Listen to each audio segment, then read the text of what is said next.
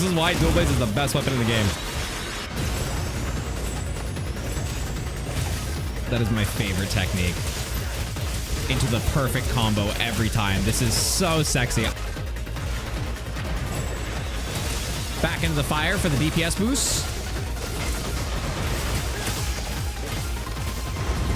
Perfect. Oh, me and Layla, the double Beyblade. Yes, we did it. 1831. Amazing. Dual blades are now one of the best weapons in Monster Hunter Wilds as of Title Update 3. What's up? I'm SYROBE. Unlike other channels, this statement isn't clickbait. Despite how biased I am for dual blades, all of the top speedrunners for Omega Savage are clearing under 10 minutes and primarily running dual blades as their main DPS for their comps. Obviously, your playstyle and preference varies greatly, but with Omega Savage being one of the most difficult bosses for endgame Monster Hunter Wilds as of Title Update 3, dual blades offer some of the highest DPS and a full counter to Omega Savage with a ton of iframes allowing you to dodge every attack it throws at you and extreme mobility. It also features an infinite DPS combo as long as someone else holds the boss aggro or enmity by having someone attack Omega Savage's head while you deliver devious backshots to its hind legs. I'll be showing off a few different builds I created for dual blades that you can use both against and after clearing Omega Savage. To prove the strength of dual blades, I downloaded a mod that lets you see the boss's HP bar. I already killed Omega Savage before using this, but I needed it to debunk some misinformation that was spreading for unknown reasons. The Omega Planetes Special Panicrator mode does not increase its defensive values. The state_1 listed here turns all previous weak points into hard skin and lowers your damage to those areas. But state 1 is only activated if you failed the Delta Attack DPS check on the Nursilla, not when it enters Panicrator mode. By failing to kill the Nursilla and dying to the Delta Laser, provided the mission isn't instantly failed, the boss will enter state_1 for seemingly the rest of the expedition. Again, to confirm for everyone, I've tested this. It does not gain increased defensive stats in Panicrator mode, only more defense if you failed the DPS check. For the stats, the boss HP actually does scale and changes depending on player count. One player true solo is 100,100 max HP with 7,533 HP for each individual leg. And this increases when you play with 2 through 4 players total. It'll have a maximum of 180,180 HP with 16,346 HP for each individual leg. Support NPCs also do count towards increasing boss HP. It's not technically treated as solo. The only difference is that NPCs can die an infinite amount of times without counting towards your cart limit. And to trigger a topple against Omega Savage, you have to kill the full HP for an individual leg twice for the boss to completely fall over. This means dealing this much damage to an individual leg for the topple on Omega Savage. Lastly, the jewel known as Mind's Eye gives you bonus damage to hard skin, which is anything below a 45% hit zone value. However, the only area you can reliably hit on Omega Savage for Mind's Eye to proc is its forelegs or during state_1. And again, state 1 is only active if you failed the Delta Attack DPS check. So Mind's Eye isn't really worth it against Omega Savage. However, Mind's Eye on your backup weapon is essential because you'll want to swap to that when Nursilla spawns during the Delta Attack, because Nursilla is pretty much hard skin all over its body, granting you a necessary 30% damage boost for your DPS check. Nursilla has really low hit zone values, most of which are under 45%, which makes Mind's Eye best in slot for your secondary weapon to swap to, since Nursilla has 21,780 max HP in groups of 2 through 4 player mode. I'm gonna show my 2 newest dual blades builds for both the new Bale set and new Omega set for those of you who have already completed both versions of Omega Planetes, and for those of you who are still struggling to finish collecting all of the materials for the armor sets, I have 2 other dual blades builds towards the end of the video that don't require any pieces from Omega Planetes to help you clear Savage or regular Omega way easier. The first is a max DPS carry build, and the second a more comfy utility and defensive build, perfect for newer players. If any of this helped, be sure to catch me live on my Twitch channel. There'll be a link in the description below. See you there. Now let's get into the new set builds. Once you clear the regular Omega and Savage Omega, you'll get access to the new Omega and Bale Armor sets, which are actually insane. The Bale set primarily buffs greatswords, and the Omega Savage set primarily buffs the new Insect Glaive and new sword and shield weapons directly. But dual blades can still use both sets. My Bale set has 75% affinity and 25 raw, with the new Omega Savage set putting me upwards of 100% affinity and over 80 bonus raw attack. Like, that's insane. My Bale set build has 75% affinity and 105% if we include maximum might combos, with 25 raw attack, and allows you to tank any hit with the new bubble shield ability, since it works with any weapon, not just the greatsword, which means dual blades can use the bubble too. And most importantly, my newest tech for this new build, for a legitimately effective vampire lifesteal build, because once that bubble pops, you lose all your HP, but each attack after will restore that red HP, and the faster you attack, the faster you heal it all back, which is perfect for dual blades since we attack way faster than most other weapons, allowing us to restore an entire HP bar in mere seconds, stacking with other healing buffs and lasting for 30 seconds after the bubble pops. I'm actually really proud of myself for this one because it's a fun gimmick build that makes you feel like Wolverine, and it's surprisingly effective. So here's the loadout. The Bale set uses pretty much the exact same weapons as the previous builds, but the passives are where it's at. The Bale 2-piece set buffs all elemental attack around a 14% increase to your base element stat as long as you have red HP, sort of like how resentment works, and stacking with resentment too. The 2-piece set's other effects directly buff great sword attacks, but we don't care about that here. We just take the elemental boost for free. But man, I'm jealous that it turns the greatsword into a literal moonlight greatsword. It's so fucking cool, man. It's not fair. Anyways, the Bale 4-piece set bonus grants you a unique ability in your hotbar known as the Blackest Night. In short, this ability has around a 70-second cooldown when activated and grants a protective barrier that lasts around 5 to 6 seconds, absorbing one enemy attack. It's worth noting that the 4-piece set does not require you to equip a greatsword to use this unique ability, because when an attack breaks a shield, you lose all your HP to deal a massive greatsword slash, which actually deals a ton of damage and blocks pretty much any attack. After the bubble shatters, you attack with a new buff called Undead Redemption, which activates and lasts for 30 seconds. This prevents your red health from disappearing when hit by another attack, doubles your base defensive stats, and allows you to lifesteal any lost red health within 30 seconds, which persists even if you manually heal yourself back to full HP and get hit after. So I can use this shield to tank a hit, lose all my HP, but instantly heal all of it back with a max potion. And if I take any damage within the next 30 seconds after this bubble, I can still lifesteal it all back, which is way more efficient than just sitting at 1 HP, giving you a literal built-in lifesteal mechanic now. Anyways, these are the decos I run for the 4-piece Bale set and 1-piece Laggy helmet.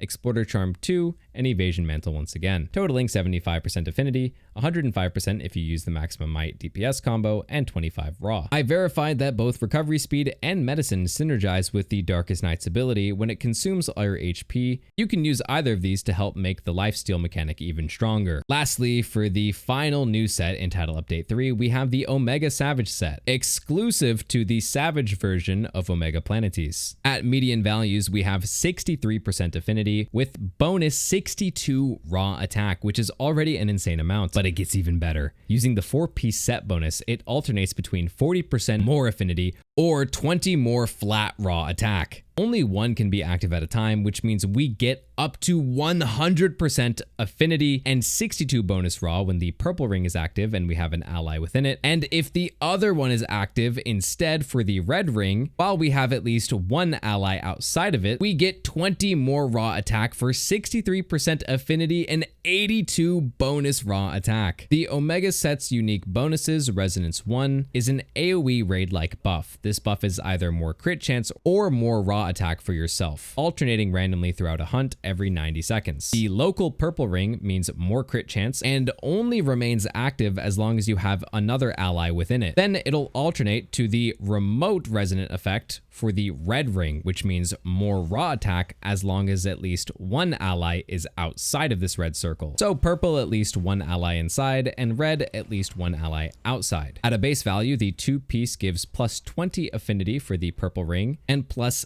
10 raw attack for the red ring. But the 4-piece Resonance 2 set bonus boosts the base effects of Resonance 1 by doubling the affinity and doubling the raw attack values for a total of 40% affinity and 20 raw attack. The Omega Savage 4-piece set also buffs the unique passives from the new Omega Sword and Shield and new Omega Rod Insect Glaive that I don't really give a fuck about, except for that new Omega Rod Insect Glaive, because it gives you and your entire team even more crit chance in an area of effect.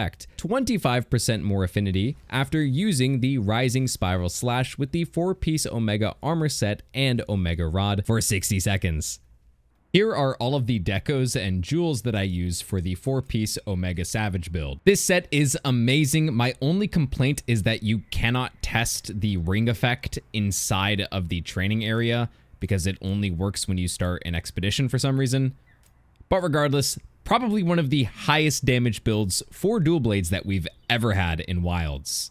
Now for all of the classic builds that you should be using if you haven't finished farming all of the Omega Savage materials yet. For build number 1, the DPS carry build, I use a primary Thunder Ardian weapon to max DPS Omega Savage. The Ardian has all attack rolls because the more raw attack rolls, the more ideal your Ardian dual blades are. For weapon decos, Bolt Crit Element Hybrid 3 gives me 60 flat thunder damage and plus 20% total thunder damage as well. The hybrid also offers 1 level of crit element, which is necessary because only raw damage crits naturally, and you need at least 1 level of crit element to get any elemental crit damage. Then I also use Sharp Jewel for protective polish, which at level 3 gives you infinite sharpness for 90 seconds after sharpening your weapon, which is perfect for Ardian dual blades low sharpness value already to min-max your raw attack stats. And to maximize your raw attack even further, I use Critical Jewel level 3, so your physical crits deal 1.34 multiplier instead of a base 1.25 multiplier. For the backup secondary weapon, I also have an Ardian dual blades with fire damage and all attack rolls for the Nursilla DPS check. I also slot the Sharp Gem level 3 because after sharpening the weapon with this gem inside of it, you gain 90 seconds of infinite sharpness, which again is perfect because I also timed the delta attack duration, and from the moment Nursilla spawns to the moment the laser goes off and wipes your party in a failed attempt, that entire DPS check lasts for 90 seconds, meaning you have infinite sharpness for the entire duration of the delta attack as long as you swap to these weapons and sharpen instantly. And as I mentioned earlier, Mind's Eye is pretty bad against Omega Savage, but it is absolutely needed against Nursilla because Nursilla's hit zone values are mostly under 45, and anything under 45% triggers Mind's Eye for the juicy 30% bonus damage. For build number 1's DPS armor slots, I'm rocking the 3-piece Raydao Gamma set with the 1-piece Numinous and 1-piece Jindad legs, giving me 75% affinity, not including maximum might, which would be over 105% if you take advantage of the infinite DPS combo, and a nice 30 bonus raw attack. This also grants you the 3-piece group skill bonus known as Lord Soul or Guts Tenacity, which essentially prevents a cart if you get one shot from above this line. Guts Tenacity is also an automatic 5% attack boost, but weakens your defense by -5% as well. When struck by a lethal hit while above the health threshold, Guts Tenacity activates and you'll survive but lose the damage boost and instead gain a 5% defense and +3 element resistance bonuses. It also has Raydao's Voltage 2-piece set bonus, which makes latent power last for 2.5 minutes instead of the base 2 minutes. With all my decos and gear, I have Agitator level 5, latent power level 5, maximum might level 3, Heartbreaker level 3, Evade Extender level 2, Adrenaline Rush level 1, Weakness Exploit level 1, and Stamina Surge level 1. Maximum might 3 is +30 affinity, which isn't calculated in the base affinity totals since it's less consistent, but when used properly, it's very nice because maximum might is active as long as you're at full stamina. And the max DPS infinite combo chain backshots that you see me doing do not consume any stamina at all. This combo is performed when your demon gauge is filled in your red form, then going back to your white form to spam these inputs, allowing you that infinite DPS combo, making perfect use of maximum might since again, these attacks don't drain stamina. Heartbreaker 3 is one of the best and most underrated decos for this boss fight. It's so important that I'm willingly sacrificing 2 level 3 deco slots just to make room for Heartbreaker, with a 30% increase to all your damage against breakable monster parts. You and all of your allies should be be running Part Breaker 3 so that you can break the legs 30% faster for each person, stacking between everyone on your team, allowing for some instant Omega Savage stun locks, because like I mentioned earlier, once you kill the full HP twice for a single leg, the Omega Savage will topple over and give you a massive window for free DPS. I actually prefer latent power a lot more as of recently, because even just 3 levels of latent power is 30% affinity, and you need 5 levels of weakness exploit to match that same value.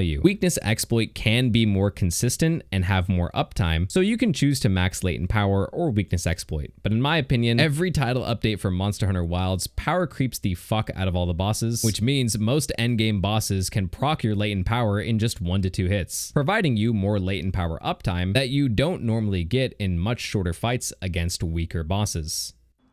For build number 2, I have the utility build. I use the laggy dual blades Levin Arcus as my main thunder weapons because it has roughly 3 times the white sharpness of my Ardean dual blades. The bastard he is, Omega Savage spams AoE attacks like crazy, leaving you very few windows to DPS it down efficiently. Though the idea with Levin Arcus here is that you get to focus on DPSing every opportunity you see and spend a lot less time getting caught out needing to sharpen your weapon. Plus, Levin Arcus only has 10 less raw attack and 5% less affinity compared to the pair of perfectly rolled Ardean dual blades, which are super fucking rare. But since it has that 3 times white sharpness value, I use Master's Touch from a Mastery Jewel, which gives critical hits an 80% chance to not consume any sharpness at all. As a backup weapon for the utility build, I use a pair of Paralysis Ardean dual blades with a Paralyzer Jewel 3 for a bonus flat 50 paralysis buildup and 20%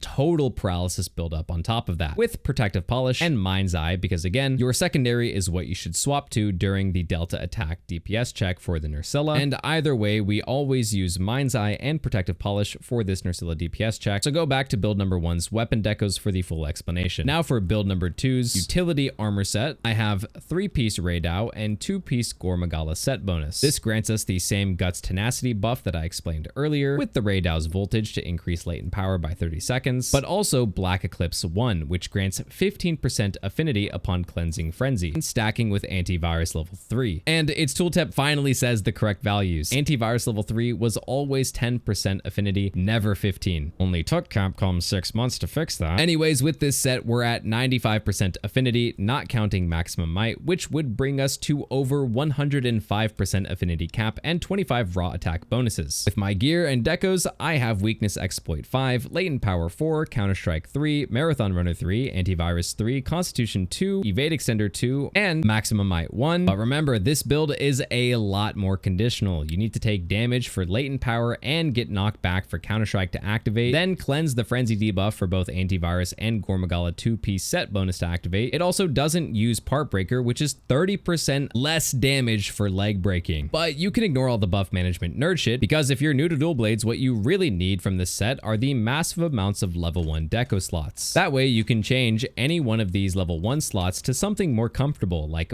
Bind Resistance, which at max level makes you completely immune to being frozen by the bullshit ice AoE attack from Omega Savage, and also completely immune to Nursilla's Cum Shot web attack. Even other level 1s like Adaptability to be immune to the cold debuff while fighting Omega Savage, or even Wide Range to share your heals with your team and keep them alive. Plus, this set also caps out your stamina buffs. Latent Power, Marathon Runner, and Constitution all reduce stamina costs for every action, capping at 50% reduced stamina costs for things like sprinting and dodging, while also allowing you to sit in your demon mode, draining 50% less stamina than normal. Best part of my build to help you defeat Omega Savage is that my build has the potential to cheat death up to 3 additional times, allowing for up to 6 carts in a solo mission, even with NPCs, since NPC deaths don't count as carts. Both sets use 3-piece Raydao for the Lord Soul Guts Tenacity passive, which is +1 free cart, and this also stacks with the fresh Sild Cuisine in the Gathering Hub, which is the best meal to eat because it increases all stats and gives you Insurance Meal, which is +1 free cart, and Moxie Meal, which stacks on all of this for another +1 free cart or method to cheat death. So in solos or with support hunters, you'll have 6 carts before failing, but in multiplayer, it'll be a bit less. You'll have at least 2 free carts from Moxie Meal and Guts Tenacity that don't count towards the team's cart limit, so it's still OP to have 2 deaths at that won't count towards that limit. If everyone ran this in multiplayer, your entire party could faint 8 times total, 2 times each, before ever counting towards the 3 cart mission limit. The insurance meal buff is only a one-time use from everyone on your team as far as I can tell, so that has to be shared, which means only one player gets to use it in multiplayer, so whoever the noob is that dies first. But again, good to have just in case. These new sets are extremely juicy, and my only gripe is that the dual blades didn't get a new dual blades unique weapon, but honestly, this is the best title update so far in my opinion, despite not even being a fan of Final Fantasy. So I'm very hopeful for the title update 4 in the near future, and if you enjoyed, please leave a like and subscribe. I'll be bouncing between Monster Hunter and Night Rain for the foreseeable future, and as always, I've been SYROBE, and hopefully I'll see you all live on Twitch. Peace.